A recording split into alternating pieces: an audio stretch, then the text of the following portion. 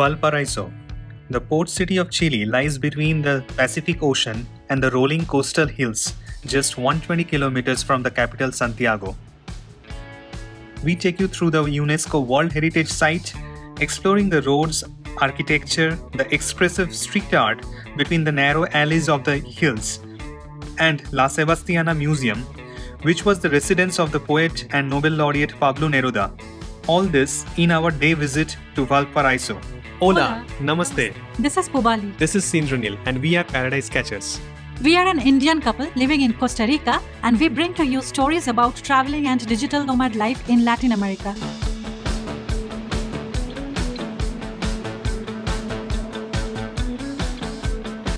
We are starting at University Santiago station.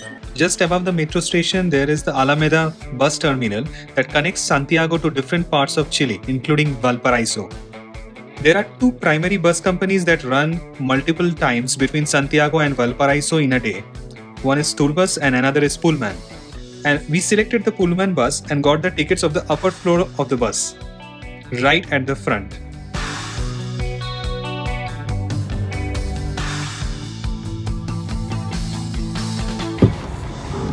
It's actually the exactly same bus.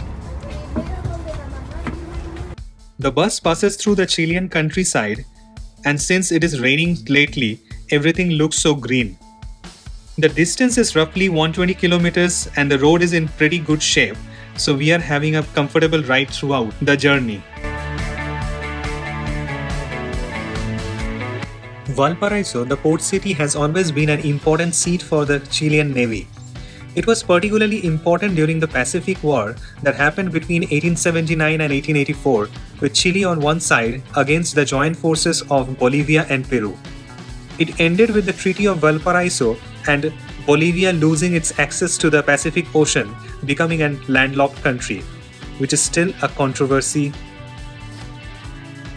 Our first stop in Valparaiso is this Plaza Sotomayor, named after the War Minister of Chile during the Pacific War, Rafael Sotomayor. This plaza has many important buildings, like this monument, which was built in honor of the fallen Chilean sailors of the Battle of Iquique and Punta Gruesa during the Pacific War. And this beautiful building is the Chilean Navy Command, which was inaugurated in 1910 and considered as a national monument due to its architecture and history. As we walk the streets beyond the plaza, there are other old buildings that house the big banks of Chile with their functioning branches. Valparaiso has a series of funiculars at different parts of the city, which helps connect with the neighborhoods in the surrounding hills.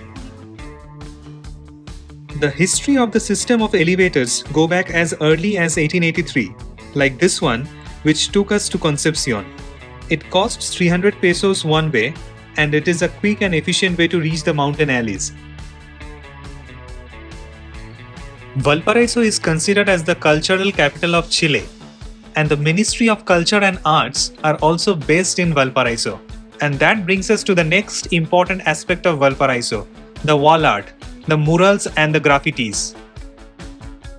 As we walked the narrow alleys of the mountains of Concepcion, apart from the colonial buildings, the most remarkable feature of these alleys were the wall art.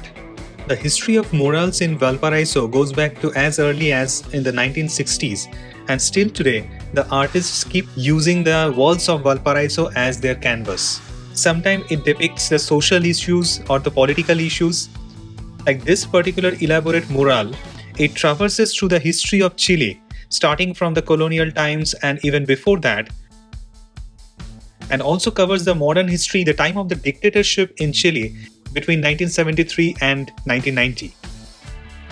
In many of this, you will see use of gritty images, metaphors that make this more interesting and leaves a lot to the interpretation of the viewers.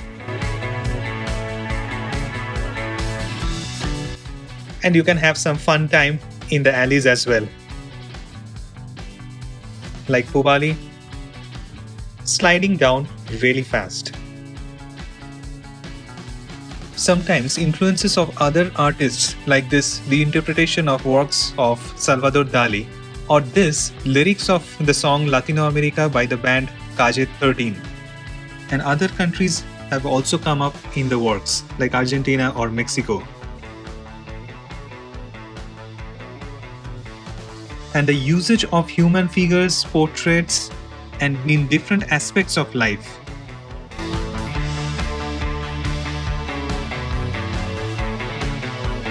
And of course, the bold use of colors.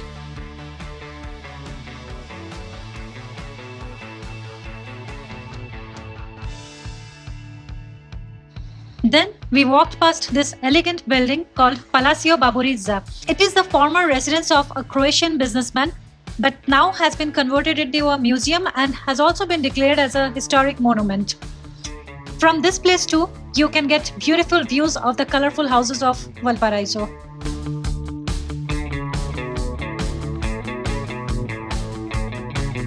Now we are taking the trolley bus from this place to the bus station.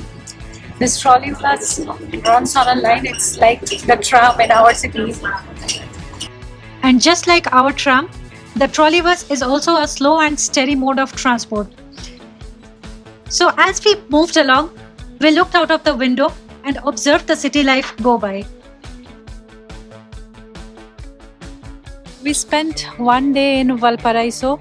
There are many things that we did, but this was the item on our list that we have wanted to do for many years. That is visiting the house of Pablo Neruda. This one.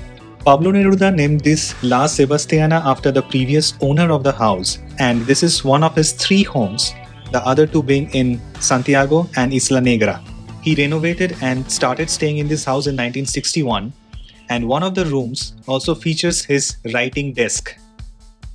This museum is now open to public. The entrance is a bit expensive, I would say. However, it includes an audio guide, so we could walk inside the living room and the bedroom and all the areas of this house while listening to the description of each of the artifacts and thoughts that Pablo Neruda had behind creating this house as his home.